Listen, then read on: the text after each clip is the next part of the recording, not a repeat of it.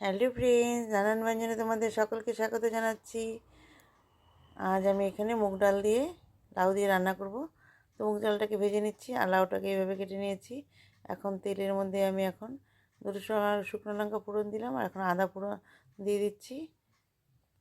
আদাটাকে একটু গ্রেট করে নিয়েছি আর এখন এর মধ্যে দিয়ে দেবো একটা তেজপাতা দিয়ে দিলাম আর এখন দিয়ে দেবো পাঁচফোড়ন। তো পাঁচফোড়নটাকে দিয়ে তোমরা এখানে জিরাও দিতে পারো। তো আমি পাঁচফোড়ন দিলাম আর এখানে একটা টমেটো বিচি ছাড়িয়ে দিয়ে দিলাম। দিয়ে এর মধ্যে এখন এলাচ দারচিনি দিয়ে দিলাম। দিয়ে এখন একটু ভেজে নিচ্ছি। আর এখন মুগ ডালটাকে আমি দিয়ে দিলাম, ভাজা মুগ ডালটাকে ভিজিয়ে রেখেছিলাম ওটাকে দিয়ে দিলাম। দিয়ে এখন আমি লাউটাকে দিয়ে দিলাম, তাহলে একসাথে দুটো সিদ্ধ হয়ে যাবে। এখন আমি এটাকে ভেজে নিচ্ছি তেলের সাথে, সব মশলার সাথে।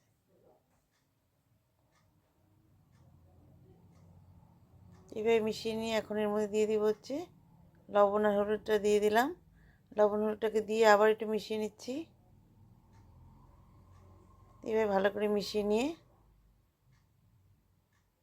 এখন আমি এর মধ্যে একটু কাঁচা লঙ্কা দিয়ে দেবো আর একটু ঢেকে দেবো।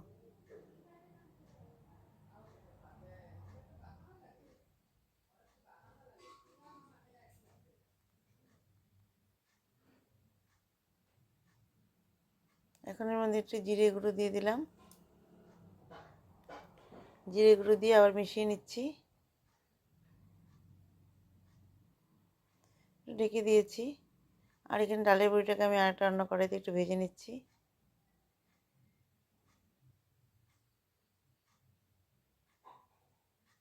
অল্প করে দিয়েছি। আর এখন দেখো এর মধ্যে আমি আর একটু জিরে গুঁড়ো দিয়ে দিলাম। তো জিরে গুঁড়োটাকে দিয়ে এখন এর মধ্যে দিয়ে দিচ্ছে দিয়ে একটু মিশিয়ে নিচ্ছি। এখন ডালের বড়িটা দিয়ে দেবো। আর এখন কাঁচা লঙ্কাটাকে ফেলে দিয়ে দিলাম আর ডালের বড়িটাকে দিয়ে দিলাম। দিয়ে এখন একটু ভালো করে মিশিয়ে নিচ্ছি।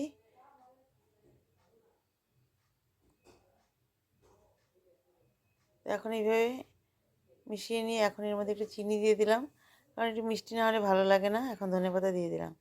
এইভাবে একটু ভালো করে মিশিয়ে নিয়ে এখন আমি তরকারিটাকে আমি একটু শুকিয়ে নিয়ে নামিয়ে নেব। তো বন্ধুরা, তোমাদের যদি ভালো লেগে থাকে তাহলে প্লিজ একটু কমেন্টস ও সাবস্ক্রাইব করে নতুন বন্ধুরা পাশে আসবে। আর পুরনো বন্ধুরা তোমরা কিন্তু আমার পাশে থেকো। এইভাবে আমার রান্নাটা হয়ে গেল। আর তোমরা সবাই ভালো থেকো, সুস্থ থেকো। নমস্কার।